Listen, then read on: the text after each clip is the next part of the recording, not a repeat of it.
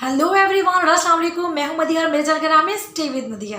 आज मैं हाजिर हूं एक और वीडियो के साथ और आज की जो वीडियो है वो होने वाली है black heads and white heads पर। टीनेजर्स में तो black head and white heads की बहुत ज़्यादा प्रॉब्लम होती है, लेकिन साथ ही साथ जो अडल्ट होते हैं उनमें भी black heads and white heads की प्रॉब्लम बहुत ज़्यादा देखने में आती है। और आज मैंने वाइट पहना हुआ है हिजाब, तो वाइट की वजह से जो कैमरा है मेरा वो थोड़ा थोड़ा ब्लर होगा, प्लीज़ इसको इग्नोर कर देना, ठीक है ना। बार बार थोड़ी सी लाइटिंग इफेक्ट इसमें आएगा क्योंकि वाइट को अच्छे से कैप्चर नहीं करता है।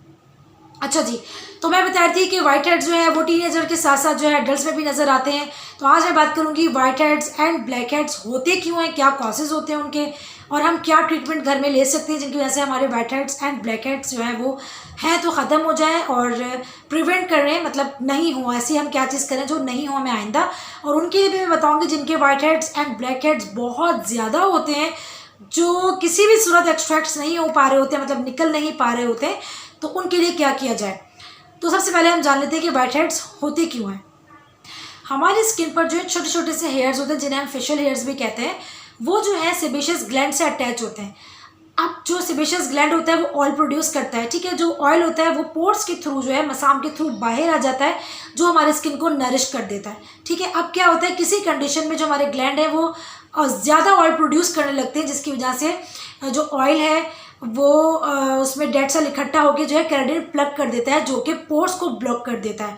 अब ये जो केराटिन प्लग होता है, ये पोर्स को ब्लॉक करने के बाद जो है ये अभी एयर कांटेक्ट में आता है। एयर कांटेक्ट में आता है तो ये जो है ऑक्सीडाइज हो जाता है। ऑक्सीडाइज होने के बाद जो है इसका कलर ब्लैक हो जाता है, तो फिर ये जो है हम इसे ब्लैक हेड का नाम देते हैं। कुछ कंडीशन में क्या होता है कि ये जो होता है केराटिन जो हमारा ब्लॉक कर देता है, इस पर स्किन आ जाती है।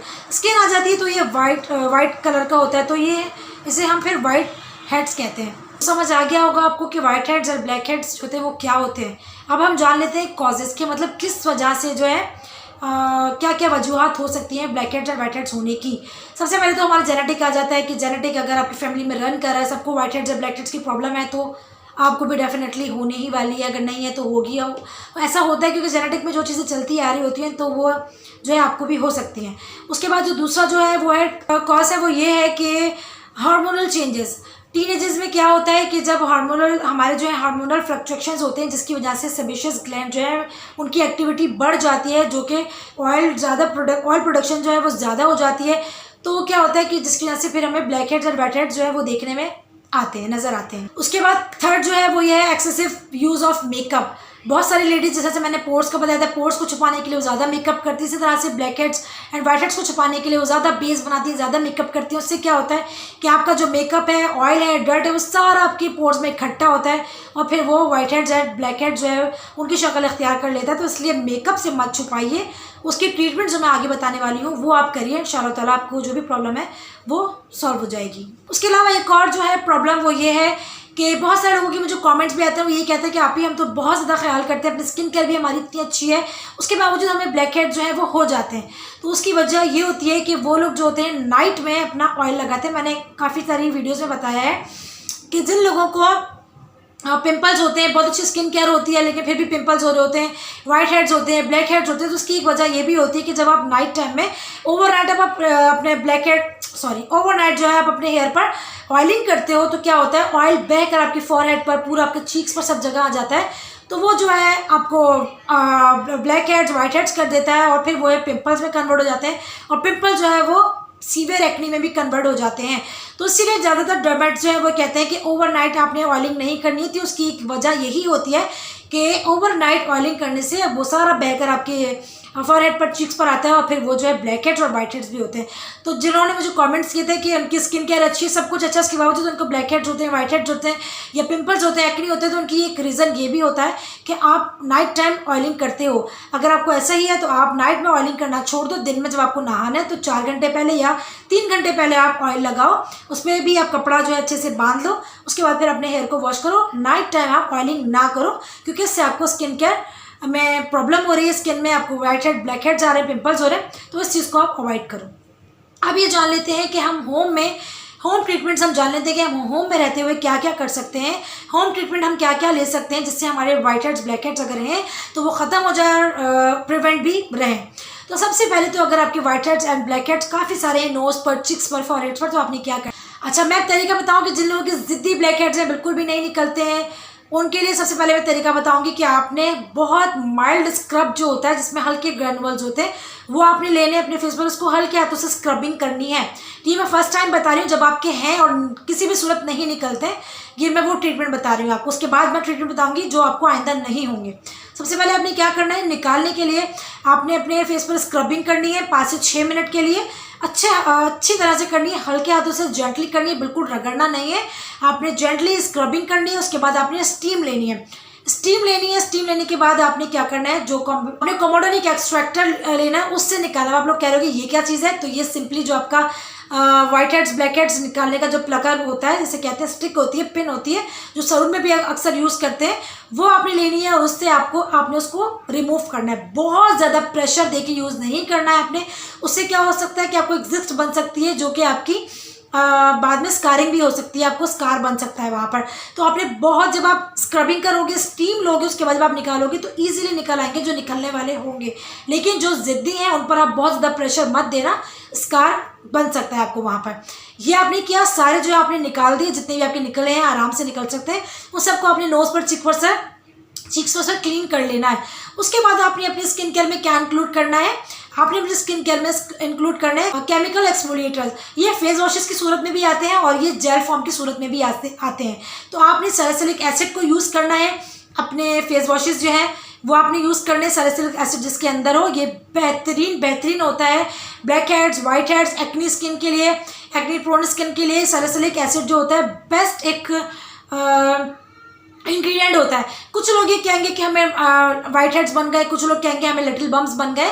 तो ऐसा होता है, जिस तरह से मैंने आपको बताया कि कुछ चीज़ें होती हैं, उनका काम करने का तरीका ऐसा ही होता है कि पहले जो भी आपके निकलने वाले होते हैं उनको उबाल देते हैं, उसके बाद फिर उसको क्लीन करते हैं। तो सैलिसिलिक एसिड भी उनमें से एक ऐसा है कि अगर आपको जो निकलने वाले होते हैं ब्लैक हेड्स, वाइट हेड्स या एक्नी, तो उनको ही निकाल देता है, उसके बाद फिर इसको सरफेस को आपकी क्लीन कर देता है।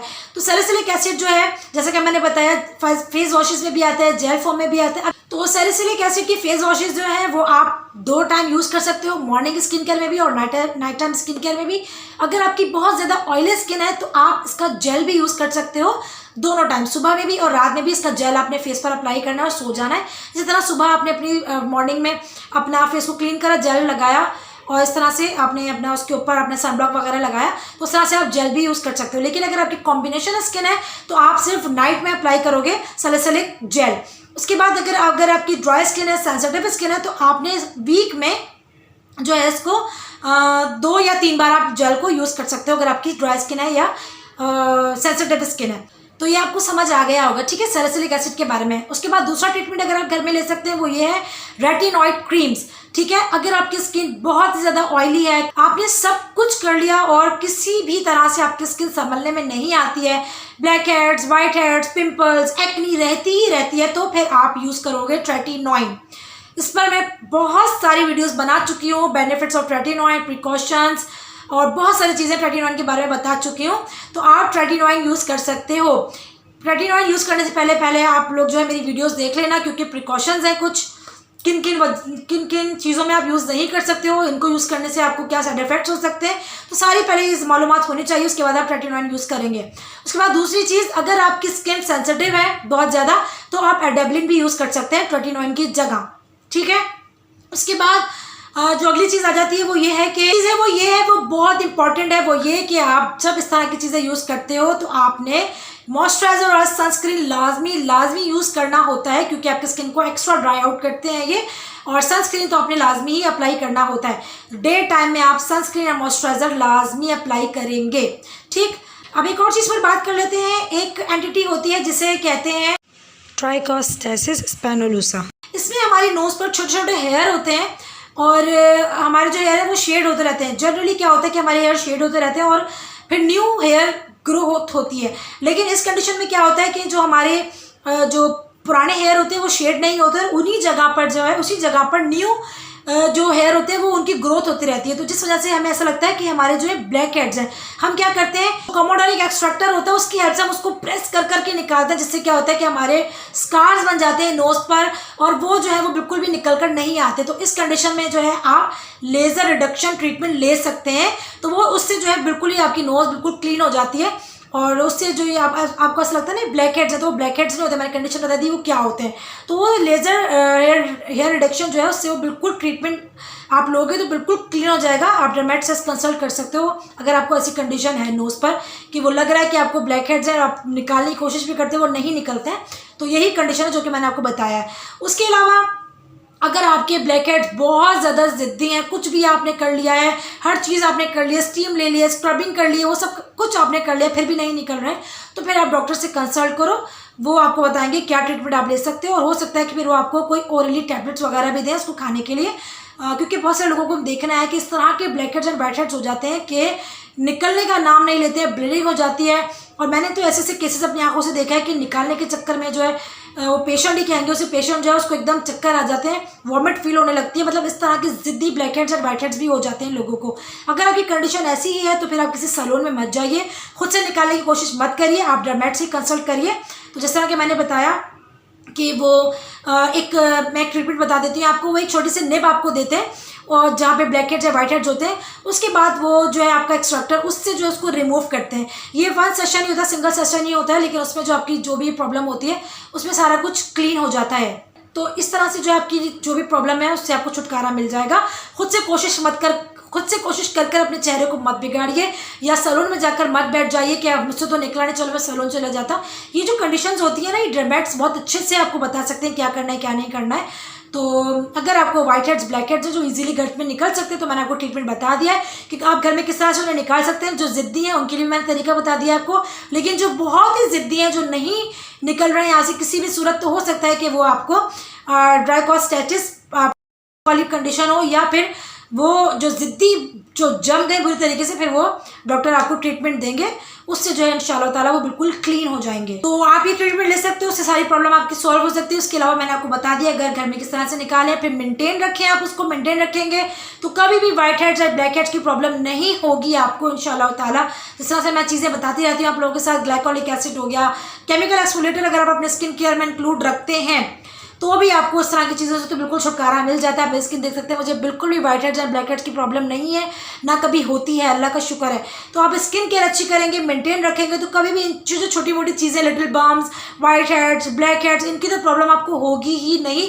उसके अलावा जो जब जाहिर बात है जब ब्लैक हेड्स और वाइट हेड्स नहीं होंगे तो एक्ने और पिंपल्स भी नहीं होंगे। तो आप जो इन चीज़ों को फॉलो करो, जो मैं बताती हूँ वो सब कुछ फॉलो करो, इंशाल्लाह ताला जो भी प्रॉब्लम्स है उससे आपको निजात मिल जाएगी। तो बस ये थी मेरी छोटी सी वीडियो, उम्मीद है आपको पसंद आएगी। अगर पसंद आए तो क्या करना, इस वीडियो को लाइक करना, कमेंट करके बताना कि वीडियो आपको कैसी लगी।